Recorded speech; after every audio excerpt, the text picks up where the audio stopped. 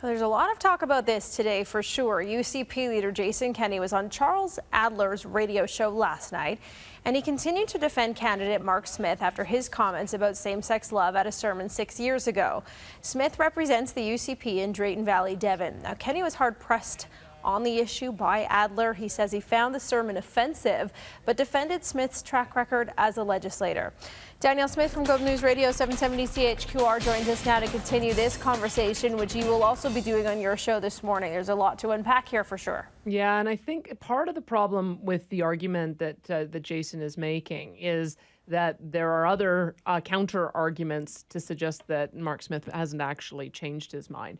As it's come out, as education critic, he recommended that they pass a policy that would allow for Christian schools, religious schools, to fire gay staff members. This is the kind of issue that has already really been litigated and thought through in Alberta, because Delwyn Vereen was in exactly that position at King's College, got fired for being gay, and then didn't have anywhere to go, couldn't go to the Human Rights Commission to make a complaint.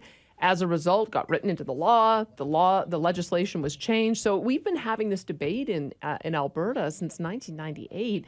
And to have somebody who's in a role as an education critic at a political party saying that we've got to revisit that, that's exactly what people are fearful of. It's one thing to have personal religious convictions and talk about how you want to live your own life in your own community with your own church fellows, but to get into public life and then try to change laws on issues that have been settled, that's what people are concerned about. Is there some kind of hidden agenda here? And I think that unfortunately for Jason, this is going to continue to dog him, because the previous leader, Brian Jean, apparently removed him from the position, and then Jason reinstated him. And so people are asking the question of whether or not this is going to be a future education minister. And if he's a future education minister, what will that mean about how he adjudicates all the laws that are now before him, with GSAs, with the religious school and funding relative to the GSA policies, with the issue of gay teachers at religious schools. So I think, unfortunately, I wish that Mark Smith, I mentioned this yesterday, I wish Mark Smith would just say he's prepared to not run anymore, because Jason, I think, is making a decision because he can't replace him now that the nomination date is closed. But these are the kind of things that have turned elections 2 times now. And so the question really is, how many times do conservatives have to lose elections or come close to losing elections before they start understanding how seriously out of step some of their candidates are with where the mainstream view is? That's sort of the issue that we'll be trying to tackle today.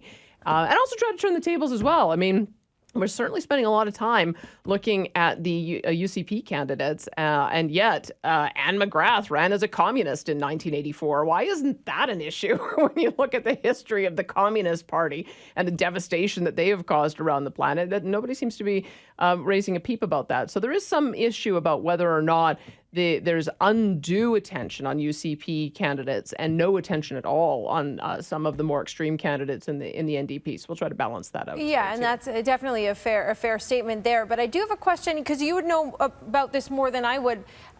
Why wouldn't Kenney just chalk that seat up as a loss, get rid of him, rather than risking this lake of fire moment? It's a good question. It could be that they think that the election is going to be a lot closer than maybe the public polls have suggested. We've seen polls in Calgary. I mean, keep in mind, one of them was commissioned by Unifor, which is clearly an NDP backer, and done by Ecos. But Main Street as well is doing private polls for their subscribers, and they both showed a real narrowing of the NDP and UCP support. And so, if it's the case that the NDP can take 10 or more seats in Calgary, it means that every single seat that the UCP can win in rural areas are going to be essential to form a majority government. So that's the only reason I can think of, is that if it's possible that their own internal polling are suggesting it's a lot closer and they need every seat. Yeah. All right. Okay. Well, it's certainly lots to talk about, which you're going to continue to do on your show starting at 9:30. Thanks, Danielle. Yeah, my pleasure.